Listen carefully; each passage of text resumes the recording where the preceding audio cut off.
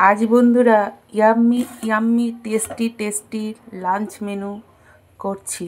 चलो তোমাদের সাথে শেয়ার করি কি করছি লাঞ্চ মেনুটা। আজকে লাঞ্চ মেনু করছি চিংড়ি পোলাও। দেখো এই যে চিংড়ি পোলাও, চিংড়ি মাছগুলো ধুয়ে মাথা ফাতা পাখনাগুলো ছাড়িয়ে টাড়িয়ে সব পরিষ্কার করে নুন মাখিয়ে রেখে দিয়েছি। এবার আমি চিংড়িগুলোকে ভাজবো। তেল দেখো কড়াইতে দিয়ে দিয়েছি, তেলটা আমার গরম হয়ে গেছে। এবার আমি চিংড়ি মাছটা দিয়ে দেবো।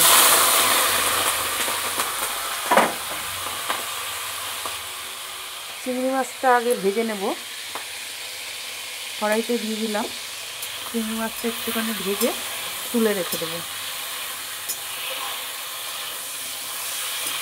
প্রথমে আগে চিংড়ি মাছটা ভেজে নিয়ে ফিরে আসছি পরবর্তী রান্না। দেখো বন্ধুরা, চিংড়ি মাছটাকে আমি ভেজে নিয়েছি। এবার আমি দিয়ে দেবো এর মধ্যে 1 চামচের একটু বেশি ঘি। তেলটার মধ্যে চিংড়ি মাছ ভেজেছি, সেই তেলটার মধ্যে 1.5 চামচের মতো ঘি আমি দিয়ে দিলাম। এবার একটুখানি নেড়ে নিয়ে এবার আমি পেঁয়াজ কুচিটা দেব। পেঁয়াজ কুচিটা আগে ভেজে নেব। আচ্ছা, এর সঙ্গে আমি দিয়ে দেবো গোটা গরম মশলা। দেখো গোটা গরম মশলা দিয়ে দিচ্ছি, এলাচ লবঙ্গ দারচিনি সব দিয়ে দিলাম। পেঁয়াজটাও দিয়ে দিচ্ছি তার সঙ্গে। দেখো পেঁয়াজটাও দিয়ে দিলাম। এবার পেঁয়াজটাকে লাল লাল করে ভেজে নেব। গ্যাসটাকে বাড়িয়ে দিয়ে পেঁয়াজটাকে ভাজতে হবে লাল লাল করে। ভেজে নিয়ে তারপরে আবার মশলাপাতি সব আমি দেবো। গ্যাসটাকে বাড়িয়ে দিলাম, বাড়িয়ে দিয়ে পেঁয়াজটাকে লাল লাল করে ভেজে নেব।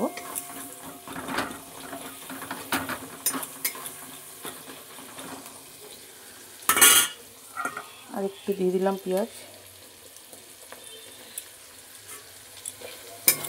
পেঁয়াজটা ভেজে নিয়ে ফিরে আসছি পরবর্তী রান্না। দেখো বন্ধুরা, আমার পেঁয়াজটা ভাজা হয়ে গেছে। এবার আমি আদা রসুন পেস্ট করে রেখেছি, সেটা আমি দিয়ে দিচ্ছি। আদা রসুন পেস্ট করে রেখেছি, সেটা এবার পেঁয়াজের সাথে ভেজে নিচ্ছি। যতক্ষণ কাঁচা গন্ধটা থাকবে ততক্ষণ একটুখানি ভেজে নিতে হবে। কাঁচা গন্ধটা চলে গেলে তারপরে ভাজাটা কমপ্লিট হবে। পেঁয়াজ রসুনের কাঁচা গন্ধটা যতক্ষণ থাকবে ততক্ষণ একটুখানি নেড়ে নিতে হবে, ভেজে নিতে হবে। ভেজে নিয়ে তারপরে সব কী দেবো সেগুলো তোমাদের সাথে শেয়ার করব। তোমরা কে চিংড়ির পোলাও করেছো আমাকে একটু কমেন্ট করে জানিও বন্ধুরা। আর কে ভালোবাসো পোলাও, এরকমভাবে পোলাও রান্না করলে কে খেতে ভালোবাসো বা কারা কারা খাবে চলে এসো। রসুন আদা পেস্ট করে দিয়েছি, সব ভাজা হয়ে গেল। এবার আমি দিয়ে দেবো এর মধ্যে, কাঁচা গন্ধটা চলে গেছে। এবার আমি দিয়ে দিচ্ছি কাজু, কিছু কাজু দিয়ে দিলাম, কিছু কিশমিশ দিয়ে দিচ্ছি। এইবার এগুলোকে খানিকক্ষণ আবারও নেড়ে নেব।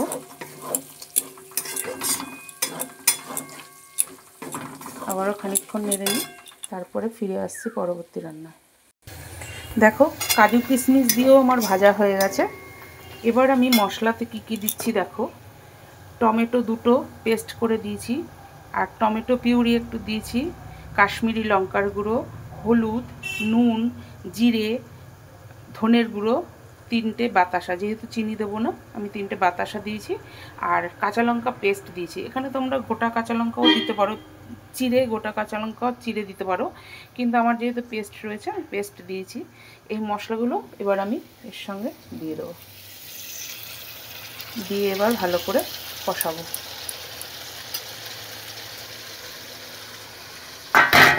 একটু কাশিটা জল দিয়ে ধুয়ে একবারে দিয়ে দিচ্ছি।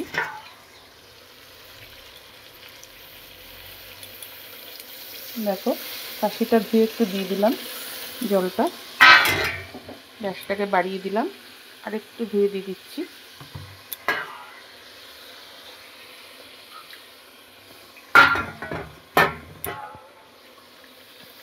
দিয়ে দিলাম। এবার আমি মশলাটাকে সমানে কষাবো। মশলাটাকে সমানে কষাবো, সব কিছুর সাথে একসঙ্গে ভালো করে মশলাটাকে কষাতে হবে। কষিয়ে কষিয়ে কষিয়ে কষিয়ে শুকনো করে নিয়ে তারপরে আমি চিংড়ি মাছগুলো চালটা দেবো। দেখো, চাল আমি ঘন্টা দেড়েক ভিজিয়ে রেখে দিয়েছি, এতক্ষণ না ভেজালেও চলে, আমি ভিজিয়ে রেখে দিয়েছি। যাই হোক, এবার আমি মশলাটা কষিয়ে নিই, ফিরে আসছি পরবর্তী রান্নায়। দেখো বন্ধুরা, মশলা কষানো হয়ে গেছে, চাল আমি অলরেডি দেওয়া শুরু করে দিয়েছি। দেখো, শুরুটা তোমাদের দেখাতে পারিনি আর, চালটা অলরেডি দেওয়া শুরু হয়ে গেছে আমার। এবার দিয়ে নাড়াচাড়া করব, তারপরে চিংড়ি মাছটা দিয়ে একটু নাড়াচাড়া করে জল দেবো। ফিরে আসছি পরবর্তী রান্নায়। দেখো বন্ধুরা, চাল দিয়ে মশলার সাথে পুরো কষানো হয়ে গেছে। এবার আমি চিংড়ি মাছগুলো দিয়ে দিচ্ছি। চিংড়ি মাছগুলো দিয়ে একটুখানি নেড়ে দেবো।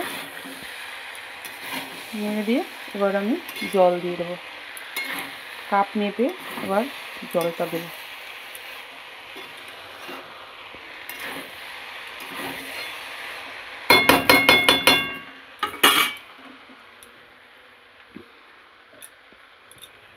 দেখো, এই কাপের আমি 4 কাপ চাল দিয়েছি, প্রায় 1 কিলো চাল আমার।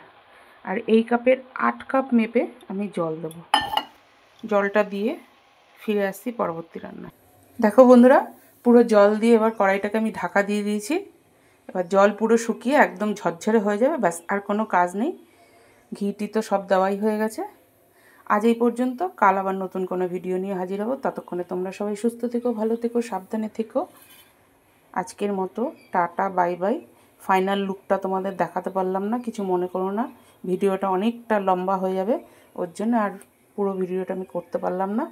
পুরোটাই হয়ে গেছে, শুধু জলটা শুকিয়ে ভাতটা ঝরঝরে হয়ে যাবে, পোলাওটা পুরো ঝরঝরে হয়ে যাবে, ব্যাস, আর কিচ্ছু না। জল ফল সব আমার দেওয়া কমপ্লিট, মানে রান্না পুরোই কমপ্লিট, শুধু এবার জলটা শুকিয়ে ঝরঝরে মতন পোলাওটা হবে, ব্যাস, এই অবধি। তাহলে আজ রাখি, আজকের মতো টাটা, বাই বাই।